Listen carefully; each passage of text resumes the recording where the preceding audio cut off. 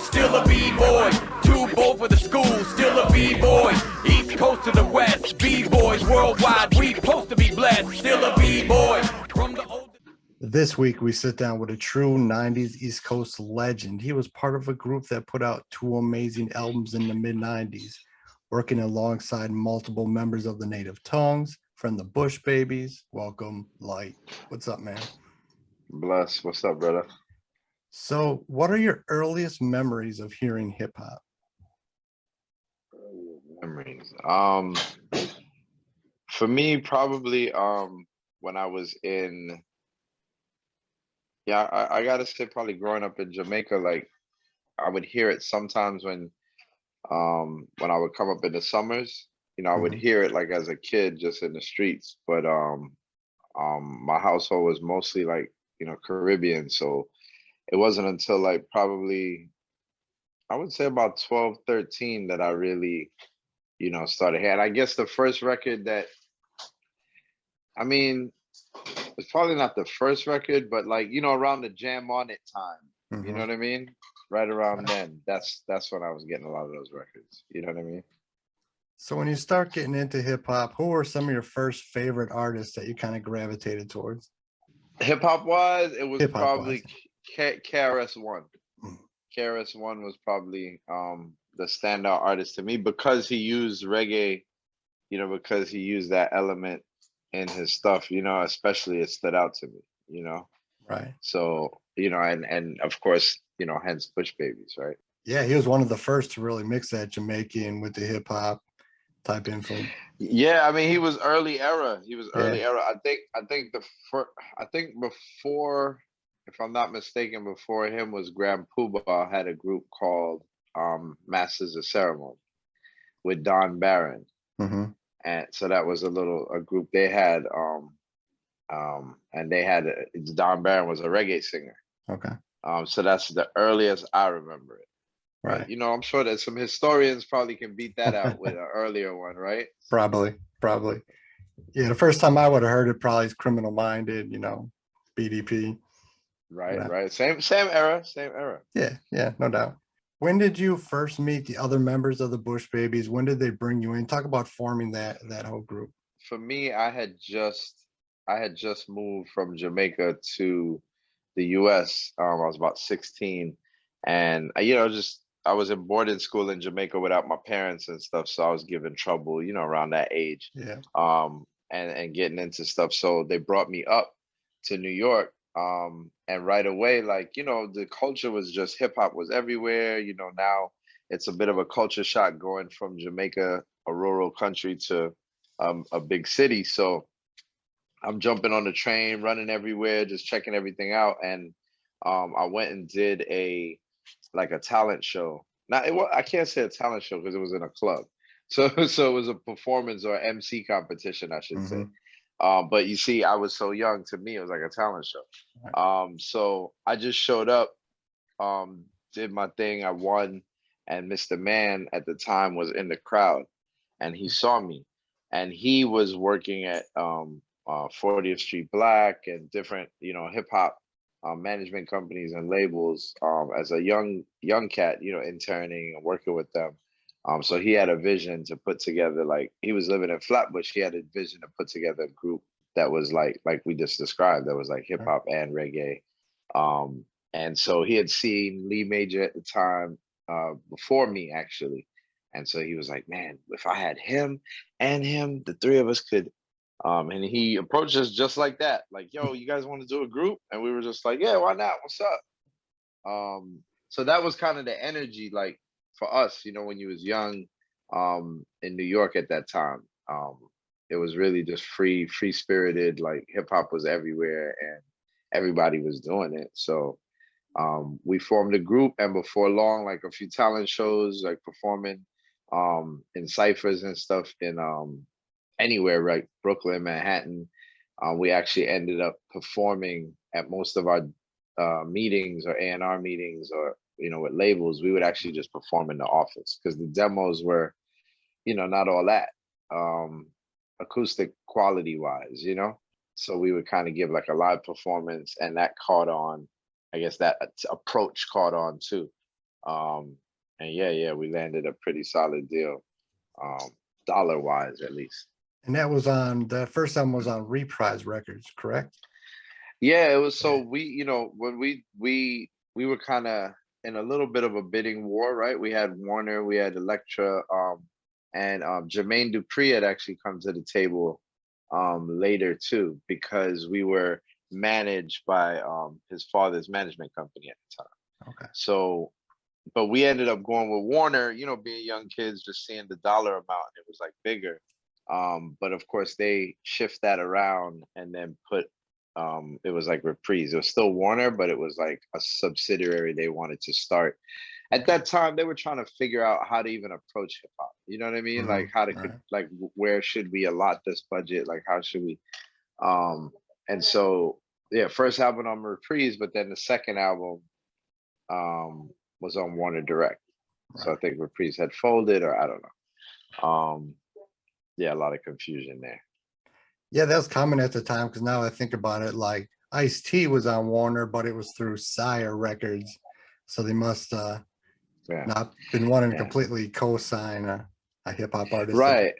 Right. It was a little bit of that. And then later it it morphed into actually hiring, some of the young, talented movers or shakers to be like label heads that actually not actually own the master, but just run the operations and keep the artists organized and in check, and so you saw a lot of those imprint deals happen. So the first album, Ambushed, one of my favorite joints on there is Swing It, but it had the Remember We. Talk about the recording process, what you remember from the sessions, the whole formation of that album. Wow, it was wild. I mean, just honestly, it was a little bit of a free for all, right? Because we were young and didn't really have an understanding of like, what that budget really meant, right? So, we're booking sessions, we're in there changing stuff, fixing, writing, ordering food, ordering food for whoever comes over. You know what I'm saying? Like have 10 of our buddies come by, order everybody food. So just those kind of habits, we went a little bit over budget. And we found like time passed really quickly. You know what I mean? Like we weren't on it like we probably should have been in terms of turning in the records on time. And I think it got away from us, and we ended up that plus obviously Warner's practices of kind of moving the way they did as a major. But we ended up kind of getting shelved for a while. So we actually signed the deal. And maybe like a year and a half later was when the first album came out. And a lot of them were songs that we brought to them already. You know what I mean? Like there wasn't like, we did 20 or 30 records and picked the best 10. We already had like 4 or 5 of those records, and we added a few. So I think, the first album was kind of rocky like that. But I think as we went into the second album, like that, you can tell the difference, like that difference is not just the sound, it was like how we were operating too, right, how we were functioning, learning the industry and what all goes into it. Right. Yeah, and each other too, because again, like I had just come up from Jamaica. We hadn't known each other for 3 years yet. We maybe knew each other for a year or two before that first album. On both albums you worked with multiple members of native tongues. How did you kind of get loosely affiliated with that, and what was that like? I mean, legendary crew. I mean, yeah. I mean, I think that it was a few layers, right? So I think our sound was in the ballpark, right? Yeah. And I think because we were coming out of Brooklyn, right? So Mr. Man, Lee Major, they grew up in Flatbush. Chip Foo Schnickens was in Flatbush, and these were all like older brothers to us, even though we hadn't really come up under their wing. We were influenced by them, right? So and seeing them step out first, right? So I think it naturally just kind of happened too, organically. But then our A&R at the time, Ian Alexander, he works for he was our A&R. He worked for Warner and then Quest, but he was best friends with Chris Lighty, rest his soul, who was a big manager at Violator and major hip hop legend. So he, he was already tied in, right? So it was just that easy for us to work with Ali, and then Tip, and then De La was always very supportive too. So yeah, it just kind of happened. But then I think it was at the tail end of a lot of the Native Tongue touring together, and the artists kind of were on their individual paths. So it kind of didn't allow us to come up in those ranks like that, Yeah, and you mentioned Chip Fu, someone who I don't think gets enough credit for how innovative he was. He brought that Jamaican element, but also just such a unique rhyme style. And I love that you mentioned him because he doesn't get mentioned enough. Oh yeah, and I mean, and check him out because he has new music out too. Like he's still working. He's on he's so. Instagram. He's on everywhere you can find him. So then we move on to the Gravity album. I can hear it feels even more polished. As you describe it, I'm trying to compare them. And you also had an early Mos Def was on that record, right? Yeah. Right. So yeah. talk about the Gravity record and also touch on how, Mos Def got on there. So Gravity album was, like I said, just more organized, man. We had a schedule, and we set it ourselves because we knew, like, we went over budget. It doesn't feel good, right, to see that ledger. And so, we came together and we were like, there was a studio that we liked at the time. So we just kind of booked it out, and we would just meet every day, and we did a lot of writing beforehand, to make sure like we had stuff tight. So we went in to like execute, and really fine tune stuff, and still be creative, change things on the fly, but at least have the main song down. You know what I mean? Right. So I think rather than wasting time, and then we wasn't coming in ordering, and we wasn't inviting 25 people, and So anyway, that process was smooth, and just a great time, great memory, and the producers were incredible. Mr. Man got a chance to flex his muscle. He had wanted to do more on the first album, but timing and equipment and all that came in towards the tail end. So the second album, he got to rock out. He linked up with Sean J. Period as well, who did some joints, and then of course Ali, like I mentioned, and Tip came to the table, and Paz, and so yeah, it just rounded out nicely. And then Mos, we were already like, before we got deals, we were rolling together. So Mos did a lot of acting as well, but he was just an active artistic dude in Brooklyn that we all had similar vibes. So we linked up, and Mr. Man could probably tell you the actual like meeting back then, but I don't remember. It's a little foggy for me, to be honest, but most of it, I mean, it was before the deal. We were all just running around Brooklyn together. And he had a group, he was in a group called UTDs with his brother. Yep, his brother, and a female rapper named Cess. And they ended up getting a deal as well on Polydor, I think, at the time. Right around the time we got our deal. And so we had songs with them from before. So we wanted to make sure that we got him on there on the second album. So we actually got him on SOS first, I believe. And then when we knew we were doing the joint with Paz, we would just like, roll. Like just roll, just be in the room, and let's throw ideas around. And so and then you hear what you got. So it worked. Another question I wanted to ask was the logo. It's a very iconic logo, the Bush Baby logo. Who came up with that concept? Who, give some love to that? A dope artist, brethren named Beef, is the tag and name we know him by. But he's a monster, and he's still doing his thing in Brooklyn. I think it was just like, I don't remember I'm sorry, I don't have the like details of like when he drew it, but I just remember like it going through stages, right? Like before he had color, and then we had color later. But again, this was all like young high school kids running around like MCing, and hey, I draw, you know what I mean? Like, I'm gonna draw you guys a logo. we was able to manifest. And some of that was just the New York energy, right? The city we were in, and some of it was all of that, like people coming together with their talent. Yeah, So iconic yeah, logo. Iconic logo. son just brought my son. I'll tell you a quick story. My Yeah. son just brought he went to go see my mom, and he came back this weekend, and he had a Bush Baby bandana, like one of our bandanas from back Yeah. then. And I was like, yo, where you going with that? And he's ready to like tie it up, play with it. I was like, hey, Yeah. put that in a vinyl and put that up. You know what I mean? Give me some respect. It's a collector's item, man. Right. You mentioned a lot of artists you've got to work with. Was there a favorite one or two throughout the years that you got to collaborate with that was more special than others? Not that they all weren't special.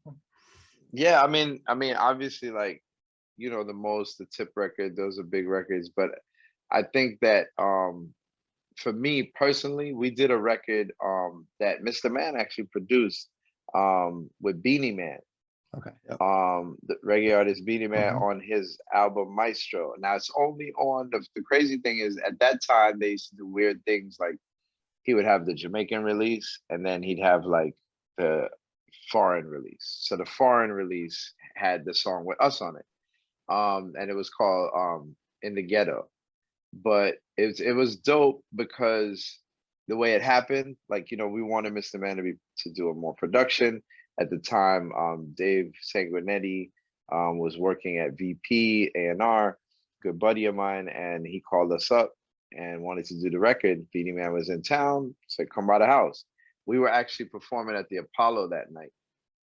And so he came to the house, and not only did we pick a record, but we were like, yo, you want to come to the Apollo tonight? And he was like, yeah. So he rolled with us. We were all laughing in the green room. We did our set and we kind of cut it in such a way that we could call him out. And he came up on stage, and like the reaction was crazy because, it's New York and Right. Caribbean community is heavy. So, I feel like I can say I put Beenie Man on stage for his first time at the Apollo, right? So speaking of shows, every artist who's been in the game in a while has them. What are some crazy show memories? Something that happened at a show is just bananas. Probably not the most exciting thing in the world, but okay, like, so for me, I think one of the coolest shows, I'll tell you the coolest show, and then I'll tell you maybe something that's a little weird. But the coolest show was we were running around, ripping and running, trying to break the record, right? This is We Run Things that just come out. And there was a big radio station free event happening in Prospect Park, which is like the Central Park to Brooklyn. It was packed. Sea of people free, right? And DJ Enough at the time was spinning, and we went up there. We weren't on the bill or anything, but the record had come out. And Video Music Box, places like that, once your record airs there at the time, everyone heard it, right? Because we all watch it. Like, no matter how late you're at the club the night before, you're waking up to turn Video Music Box on. So we would watch. So the record had kind of broke already, but it wasn't really on radio heavy. And Enough saw us, and he held up the vinyl, and he was like, y'all want to go on? And you know how shows are, especially a big show like that. Like, Right. there's a timing issue sometimes. So there's dead space, and they're trying to keep the show moving.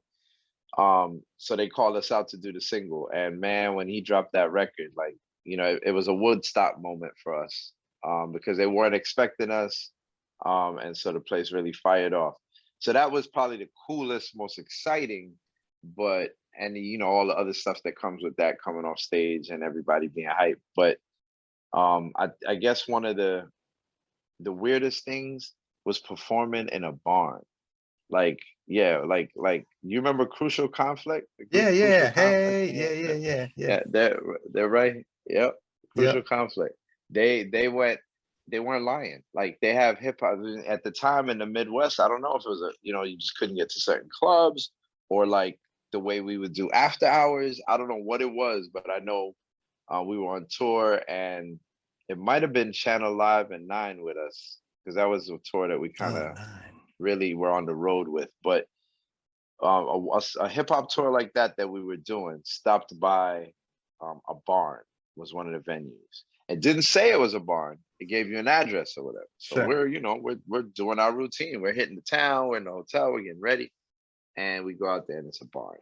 And the show was good. Like it was, it was weird, but it was Yeah, it's pretty good. good. And they had a makeshift stage, and I don't remember what state it was in, to be honest, but they had a stage, and people was jumping, and there was girls there too. There was, I mean, it was, it was actually a club in a barn.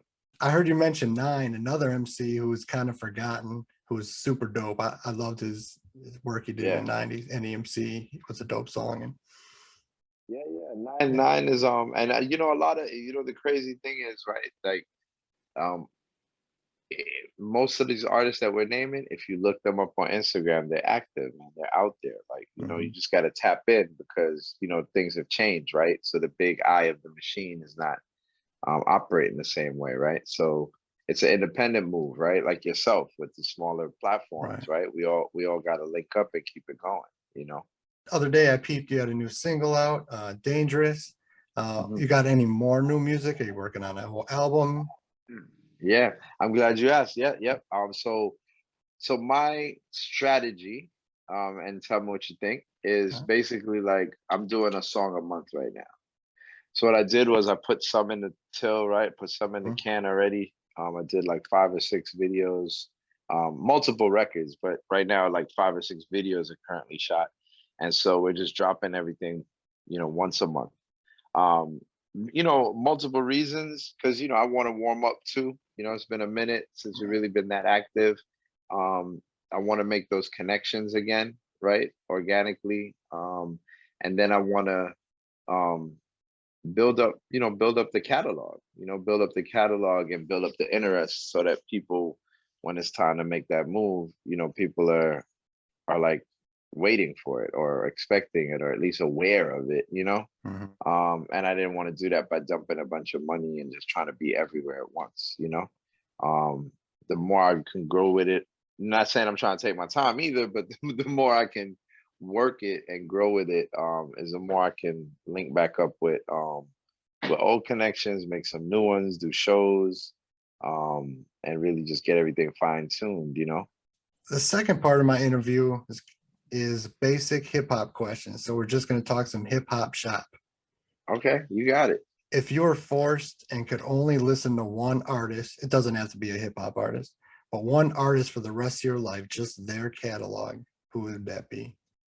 You said it doesn't have to be a rapper? No, it can be any artist. It doesn't have to be a rapper. It can be reggae. I mean, man, I'm sorry. I have a multiple choice in my head. It's going to be between Stevie Wonder, Bob Marley, or Dennis Brown. Me, I got to go with Dennis Brown. So you're getting put on a deserted island. You can only bring 5 albums. What are those albums? 5 albums. I'm going to go Sizzler, Black Woman and Child. I'm probably going to go Bob Marley, probably Natural Mystic. The crazy thing is I might go Tupac, Machiavelli. I'm not going to say my own. Because I can sing to myself. You know what I'm saying? That's true, right? I gotta say, but I'm gonna go. So that's 3, and then I'm gonna go. See, I'm old school, man. Like, I'll take Sade, the Smooth Operator joint, and then probably throw in, and then then I'll probably come back to hip hop and go with either Low End Theory or Criminal Minded. So now I'm gonna do it. I call it this or that. I'm gonna give you 2, maybe 3 options on some. You gotta pick what you think is the better option. So I'm starting with albums. Bush Babies, Ambushed, or Gravity?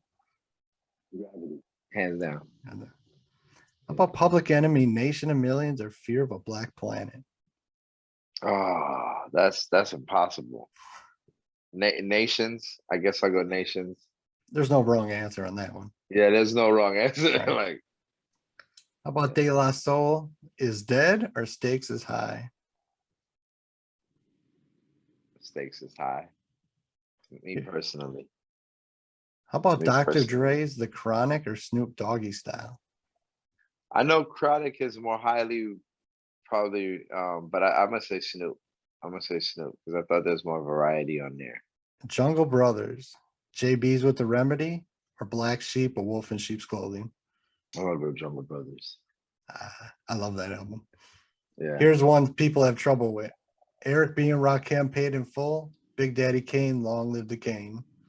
Oh nah, Eric B Huh? paid in full for me. Yeah. Yeah, I know Leo cussing my partner in the group is cussing me out right now, but yeah, I gotta go with Rakim, man.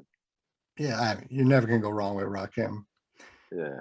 You mentioned this album before, so I think I know the answer, but I had Tribes, Low End Theory, or Midnight Marauders. Oh, Low End Theory. Yeah. Although Midnight Marauders was a killer, but Low End Theory. They're both Low End Theory. classic. Yeah. Yeah. How about Ice Cube, America's Most Wanted, or Death Certificate? Death Certificate. Run DMC's King of Rock, Beastie Boys' License to Ill. Oh, Run DMC. Although License to Ill was so, Ah. but I gotta give it to running them because it's like BC Boys was coming on their coattails kind of with it, you know. So Yeah. run. I'm gonna go Run DMC. I got producers, Pete Rock or DJ Premier. Oh, I'm sorry, Premier. Yeah, Premier is. You know, I love Pete. You know, he's a yard man, and you know, I know Premier is. I think he's part Trini too or something. But Premier's beats are, oh my god, yeah, he's probably the best. How about beatboxers? Dougie Fresh, Biz Markie, and I'm also throwing in Rozelle from The Roots because he's amazing. I gotta give you two-part answers. So Rozelle, we worked with Rozelle a lot too, and then Dougie, you know, it's like the big brother. So I'm gonna go Rozelle in terms of just all around skill, like all these different sounds, and Dougie in terms of just groove. You know what I mean? Like the rhythm, the groove of when he does it. You know? Yeah, which is gonna move the party. My last part, I'm just gonna name an artist, and you gotta tell me what you think of when you hear their name. Fushnikins. Dexterity and skill. Yes. How about Guru from Gangstar? Oh man, legend, real just stand up dude. Mos Def. Brother, super talented. How about Fife Dog? Big brother, inspiration. Yeah, just positive too. Ice-T. Ice-T, man. I think of him as an uncle. Uncle Ice. That's how Uncle I look Ice. at him. Yeah. I used to have my hair longer and pull it back. People say I did look like Ice-T. Yeah. How about Raw Digger? Sister, I think of all of them like family, man. When I watch it, you know, just unfold, man. I cheer for everybody. So it's like, you know, Rod Digger, man, skillful. Like, I just know she's been what she's had to go through to hold hers. You know, you can tell even when she spits. So sorry, long answer, but yeah. No, it can be a long answer. Yeah. How about Scarface from the Ghetto Boys? Legend. I remember being on tour, getting to Houston, and really getting, because you know when you back then you had to be in those markets to really hear all their stuff because it wasn't being played as much. And man, this dude got some music, man. How about Tim Dog? Man, I was on the East Coast, so for me it was I smiled because it was ill. You know, it was like, oh shit, you know, he's wilding. So you know, at the time we thought it was fun and funny, but I'm sure it wasn't for whoever was getting caught up in the drama. Yeah, I don't think Compton was happy. No. How about Curtis Let us Blow? know about it. Yeah, it sure did. Curtis Blow. Oh man, legend too. You know, definitely legend. That's the first thing that comes to mind because I can only imagine what their time was like. You know, when they didn't have as many outlets. And New York was even grimier, like in terms of just, you know, run down. Lord Finesse. Legend. Lord Finesse is nice. Like I remember we've been on tour a few times and came across each other overseas. And you know, we never worked together or anything, but you know, he's nice. The whole DITC crew, and, you know, and lyrically, you know, he was up there top notch on the streets in New York for years. Slick Rick. Slick is everything. He's everything. I was in Orlando where Lee Major lives now, and we were just talking talking hip hop a little bit, Mhm. and we were talking about how Slick Rick. Somebody didn't know that when Slick Rick got locked up, but we were telling them it was right after that album that Mhm. hit, and like if he hadn't gone down, like it would have been crazy. If he would have had follow-up albums left and right, like he was legendary to everybody. And then the Jamaican roots too, and it's he just yeah, he was the best, man. Still to this day, you can listen to that album. That's probably one I should have put on the list. My bad. I take back, put that on my list. On my 5 spot. Couple more. Tretch from Naughty by Nature. Church is dope, man. And Church gave love too, man. Um, but yeah, people don't realize like there was a time when like Church would lyrically was up there, especially his flows and stuff. Mhm.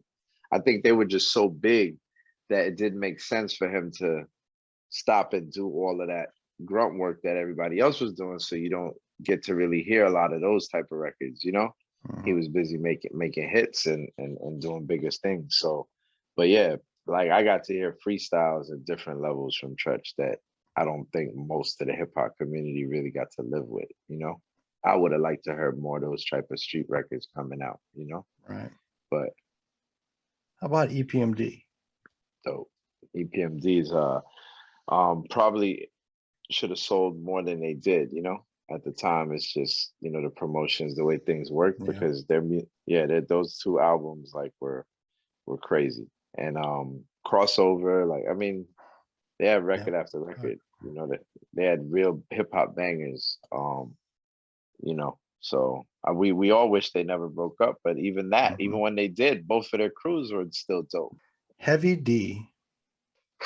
God rest his soul. Heavy D was he meant a lot to me, man, too, because he not just record wise and the artist he was, right?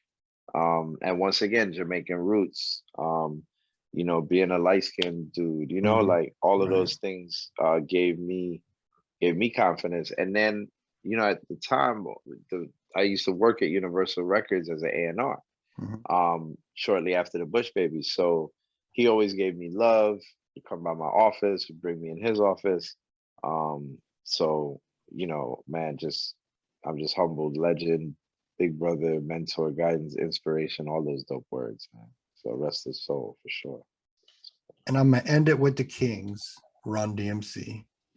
Yeah, double super legends, right? Like, Right. I mean, I can't even, I mean, I hear story. I like I said, when I came up from Jamaica, I was still hearing stories about Run DMC, like their concerts, like Run taking off the sneaker. You know what I mean? Like Mhm. this is how sponsorship. So any artist out there with a sponsorship should be giving it up to Run. Right. Um, but yeah, I mean, these dudes cracked the ceiling open for us. And Mm. then and humble, man. I remember years ago when I was living in California, I was at the Beverly Hills Hotel, um and Run came in there, and he was doing what he was doing. I was doing what I was doing, but he saw me, I saw him, and he said, "Hey, what's up, young brother?" Asked me about the music. Like he recognized me, Mhm. and at that time, like yeah, I'd put a couple albums out, but Right. I'm not expecting Run to walk over and show me love. So the fraternity is dope, man. Like people that really know, they see what they see, but behind the scenes, if you do good work, people usually give love. All right. That's what I got. Do you have any pluggables to plug? Where can they get at you? Social media, all that. Yeah. I mean, so best way is just Instagram, right? Light.a.fire, FIYAH. So we had to get creative with it, make sure there was Mhm. like a handle so we could go across all the social Sure. platforms. So light a fire, right? Light Yeah. the fire. So light, for short, but light.a.fire, FIYAH at Instagram, and pretty much everywhere else. Dangerous is out right now. We talked a little bit about KRS One. If you kind of listen to that record, you'll hear that influence. Mhm. Kind of has a Bridges Over vibe. And then um Conroy Smith is the original singer from the reggae hit Dangerous, which is an 80s banger back then. And I think it's a perfect marriage. Like it really means a lot to me. So check it out. And we're on a song a month schedule. So, you know, every time you think of the kid, just click on there and there should be something new up. Yeah, man. We're gonna stay consistent. And just to plug Mr. Man did the track from the group. You know, Lee Major and I have been getting together, arranging, writing, coming up with ideas too. So the whole crew is involved. You know, it's not just me. And Mr. Man's got some records coming down next that I'm real excited about that gonna surprise people.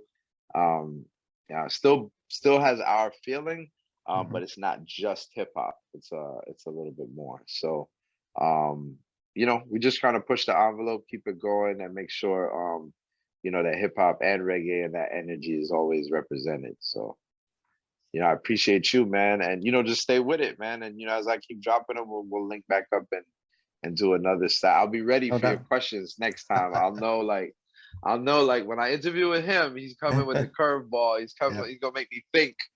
So I appreciate that, man, for sure. All right. Well, have a good night, Salute. man. Peace. All right, Bridget. Bless. See ya. Like Mr. Dangerous, alongside the honorable original Dangerous. Conroy Smith. Danger Lord. And when the sun comes shine and the rain come fall, I am dangerous. Hey. And when I go to a dance and the dance all rum, I get dangerous. Hey. Dangerous. Yeah. I am dangerous. Yeah. Dangerous. Yeah. I am dangerous. Yeah. We not in a no long talking, busting. We not in a whole heap of laughing, not often. End up in a coffin. You know you're the dogs them barking. Round you the youth them starving. Time figure eat up, but kinda empty. A time we go a straight up. When the food not enough, you have to fight for your peace up. Never take a job and left it incomplete. Yard man not retreat up. Tell them say we not skin teeth. If you don't believe, then you have to see it. And we tired of the talking. A time for we do it up. Life too short, why not? When every day you hear them a fire gunshot. And when the sun come shine and the rain come fall, I am dangerous. Hey. And when I go to a dance and the dance all rum, I get dangerous. Hey. Dangerous. Yeah. I am dangerous. Yeah. Dangerous. Yeah. I am dangerous. Yeah. Hey, no get me wrong, no get me confused. No much me can do, step on me shoes. No disrespect when I take no abuse. Angle it any way you choose. Well dangerous when me a fight for me rights. Protect me family or me little youth. Well dangerous when me a fight for me life. Nah say no threat, I'm just talking the truth. Talking to who concern. If you can't hear then you're going to learn. And I'm tired of the talking, I'm taking my turn. Life too short, why not? When every day you hear them a fire gunshot. And when the sun comes shine and the rain